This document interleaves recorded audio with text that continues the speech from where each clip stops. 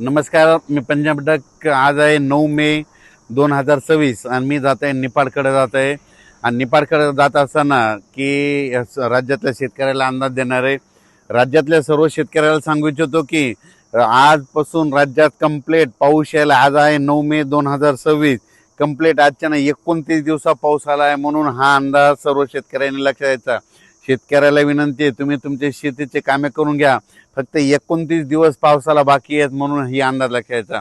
पण राज्यामध्ये काय झालं, आपण म्हटलं होतं ना 7-8-9च्या दरम्यान पाऊस पडेल, तर आज देखील आज 8 तारखेला आज 9 आणि उद्या 10 तारखेला राज्यातल्या जवळपास पूर्व विदर्भ आणि पश्चिम विदर्भासहित मराठवाडा आणि त्याच्यानंतर पश्चिम महाराष्ट्र आणि उत्तर महाराष्ट्रात देखील तुरळक ठिकाणी विखुरलेल्या स्वरूपात आणखीन 2 दिवस आज आणि उद्याचे दिवस पाऊस पडणार आहे, म्हणून हा अंदाज लक्षात यायचा. आणि परत एक राज्यातल्या सर्व शेतकऱ्यांसाठी एक आनंदाची बातमी. राज्यामध्ये 15 तारखेच्या नंतर उन्हाचा पारा कमी होणार आहे, 40 अंशाच्या खाली पारा सरकणार आहे, म्हणून हा अंदाज लक्षात यायचा. पण राज्यातल्या एक सर्व शेतकऱ्याला सांगू इच्छितो की राज्यामध्ये 14 मे पासून ते 25 मे पर्यंत दररोज वेगवेगळ्या भागात मान्सून पूर्व मोसमी पावसाळ्यासारखा पाऊस दररोज 2-2 दिवस वेगवेगळ्या भागात मुक्काम करत पडत जाणार आहे, म्हणून हा अंदाज शेतकऱ्यांना लक्षात यायचा. म्हणजे सांगायचं झालं तर ऊस ज्यांचा ऊस सुकत आहेत, ज्यांचे ऊस शेतकरी आहे त्यांच्यासाठी आनंदाची बातमी. हळद लागवडीसाठी आनंदाची बातमी.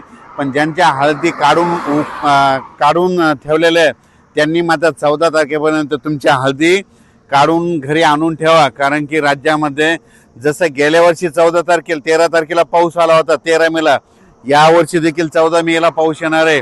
आणि हे पाऊस कंटिन्यू मे महिन्यात आता मध्ये 14 पासून तर 30 मे पर्यंत दररोज वेगवेगळ्या भागात दररोज भाग बदलत, कधी पूर्व विदर्भ कधी पश्चिम विदर्भ, 2 दिवस पश्चिम महाराष्ट्र, 2 दिवस विदर्भ, असं वेगवेगळा मराठवाडा, असं करत 30 मे पर्यंत दररोज विखुरलेल्या स्वरूपाचा पाऊस पडणार आहे. आणि शेतामध्ये पाणी देखील साचणार आहे. असा त्यामध्ये मेच्या 15 दिवसामध्ये म्हणजे 14 मे ते 30 मेच्या दरम्यान दररोज विखुरलेल्या स्वरूपाचा वेगवेगळ्या भागात पाऊस पडणार आहे, म्हणून हा अंदाज सर्व शेतकऱ्यांना लक्षात द्यायचा. शेतकऱ्याला विनंती, तुम्ही काय करा, शेतीचे कामे करून घ्या.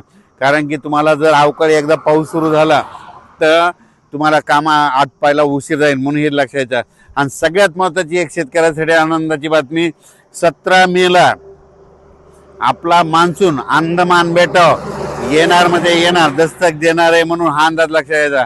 तसं तर 14 तारखेपासून म्हणजे 12 तारखेपासून तिथून मान्सूनचं पोषक वातावरण तयार झालंय. पण 17 मेला चांगलं दस्तक देईल आणि मान्सून तिथं दाखल झाला म्हणून असं जाहीर केलं जाईल, म्हणून हे देखील सर्व शेतकऱ्यांना लक्षात यायचं. 17 मेला झालं तर तिथून 10 दिवस केरळ यायला लागतं आणि तिथून लगेच 10 दिवस म्हणजे जवळपास माझं 7 जूनपर्यंत राज्यामध्ये पाऊस येण्याची शक्यता आहे. म्हणजे मोसमी पाऊस येऊ शकतो, म्हणून हा अंदाज लक्षात यायचा. पण राज्यात मात्र मोसमी पाऊस येईल तेव्हा येईल, 7 तारखेला येईल, 7 जूनला येईल. पण त्या अगोदर मात्र 14 मे ते मात्र 30 मेच्या दरम्यान म्हणजे राज्यामध्ये दररोज पूर्व मोसमी पाऊस गेल्या वर्षी जसा पडला तसाच पडणार आहे.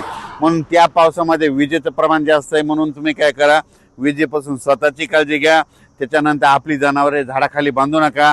कारण की 14 मे ते त्या 15 दिवसामध्ये राज्यामध्ये असा काही भागात पाऊस पडेल, शेतामध्ये पाणी साचेल, शेतातून वड्या नाल्याला पाणी देखील येईल, म्हणून हे देखील अंदाज लक्षायचा.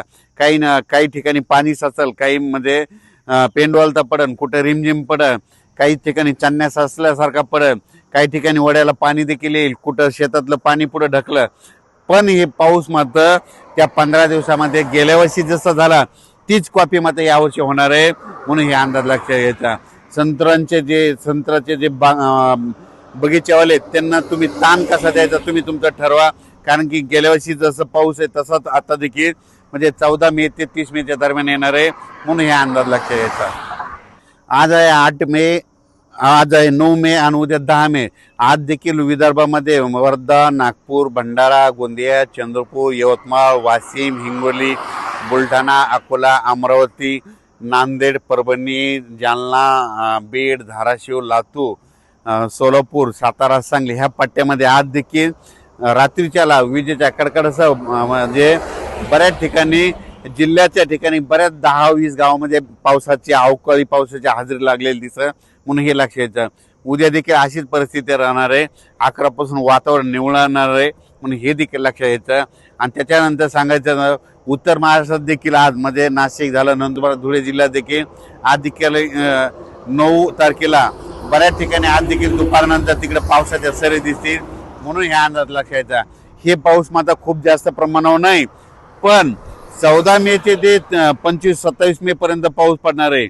मात्र ते मात्र राज्यामध्ये ठिकठिकाणी दररोज वेगवेगळ्या भागात 2-2 दिवस वेगवेगळ्या भागात मुक्काम करत करत ते पाऊस पडणार आहे. आणि शेतकऱ्यांना मशागतीचे कामे करण्यासाठी चांगलं राहणार आहे. आणि जर ज्या ठिकाणी जास्त पाऊस पडला तर एकदा तणाचा उल्पा देखील निघतं, म्हणून शेतकऱ्यासाठी मशागतीसाठी पाऊस चांगला राहणार आहे. ऊस शेतकऱ्याला ज्यांना पाणी कमी पडायला त्यांच्यासाठी चांगला राहणार आहे. ज्यांना हळद लागवड करायची त्यांच्यासाठी चांगला राहणार आहे. सिल्लोड भागातल्या शेतकऱ्यांनी मिरची लागवड केलेली आहे, त्या मिरचीसाठी ती पाऊस पोषक ठरणार आहे, म्हणून हे लक्षात घ्यायचं. म्हणजे सांगायचं झालं तर काही जणांना फायदा होईल, काही जणांचं नुकसान होईल, म्हणून नाण्याच्या दोन्ही बाजू या पावसामध्ये होणार आहे, म्हणून हे देखील लक्षात द्यायचं. अचानक वातावरणात बदल झाला तर उद्या एक लगेच मेसेज दिला जाईल. धन्यवाद.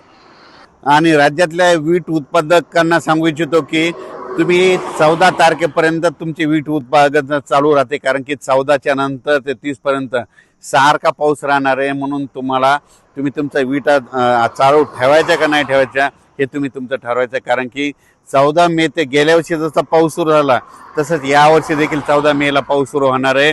आणि 17 मेला मात्र अंदमान बेटावर मान्सून दस्त देणारच आहे, म्हणून हे अंदाज सर्व शेतकऱ्यांनी लक्षात घ्यायचा. अचानक वातावरण बदल झाला तर परत एक मेसेज दिला जाईल. धन्यवाद.